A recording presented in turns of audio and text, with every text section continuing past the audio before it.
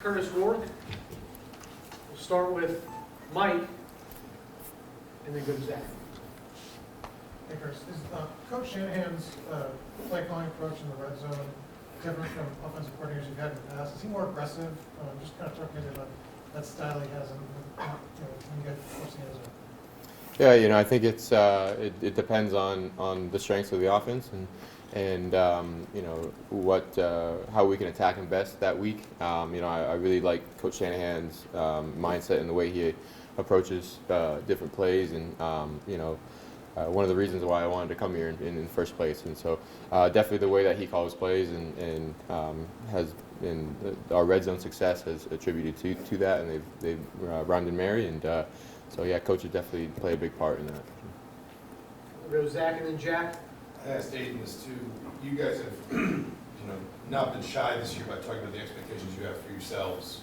But were there any moments, whether it's spring, summer, preseason, during the season, when you kind of looked around and it went from ambition to confidence, just sort of saying, we believed we could do this now, and now I know we can do this. Now I know that we're the kind of team that can reach that stage and play at that level. Yeah, I would say kind of the first, second week of fall camp, honestly. We had a lot of new pieces in the spring, and so kind of trying to understand the offense, trying to understand the way everything works, and understand the players around each other and stuff. And so it was tough in the spring a couple times with just getting time and chemistry and all that, and then progressing through the summer and getting to fall camp. We really hit stride. We're playing against one of the best defenses in the league, and we knew that. They were going to be really good this year, and so when we started to move the ball on them and make some plays, I think that built confidence in ourselves, knowing that we can execute at such a high level against a really good defense, and so that just continued on, and as the season went on, we just really built confidence every week. We'll go Jack on your left, and then Zach B. Yeah, Curtis, it looks like it might snow in South Bend on Friday. What did you learn about facing Purdue in terms of what it takes to handle that, throwing in the snow, things like that, managing that during a game? And do you have much experience of that when you were at Ohio? I actually never played in snow, like when it was actually snowing. I definitely played in some really cold games in my college career. Played at Buffalo last year. That was not fun, but it was I always try to keep the mindset of not letting the environment affect me and just going out and executing and playing, and if I feel comfortable enough and what I'm wearing, there shouldn't be any issue in everything moving forward. And so I thought that Purdue was a really awesome environment, having the snow fall down and in the stadium. That was really cool, and snow games are pretty fun itself, and so looking forward to it if that's the case. So. We'll go Zach B on your right, and then Adam.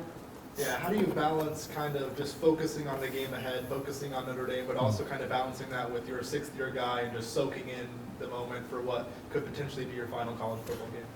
Yeah, that's your question. I really have cherished this year, cherished all my years in college, and just knowing that this could be the last possible college game. It definitely comes to my mind, but also I'm taking that as a positive and motivating that this is one more chance to have a great opportunity to play with the guys and this team that's been so successful, and just really using it to motivate me to even more than I already have to go out there and just have fun, enjoy it, and we'll talk about my last college game in 4 games. So, yeah.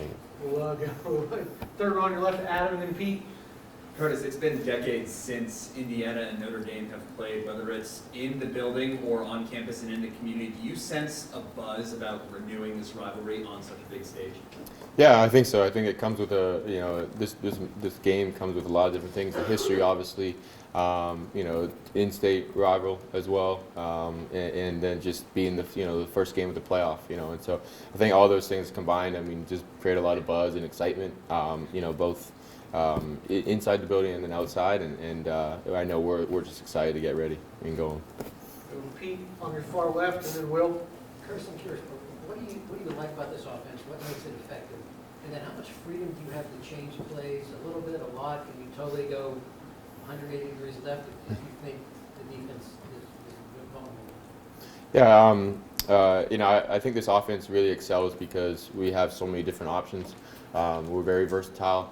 We got a lot of different playmakers that we can just give the ball to and play, and then we'll be able to rotate in for more playmakers. You know, one of the deepest offenses in the country, and guys that are always fresh and always ready to go. And it's just my job to throw and give them the ball. And so I think that's one of the big reasons why this offense is so successful. And then you know, I know in Purdue I had a couple opportunities to change the play, kind of just completely wipe it.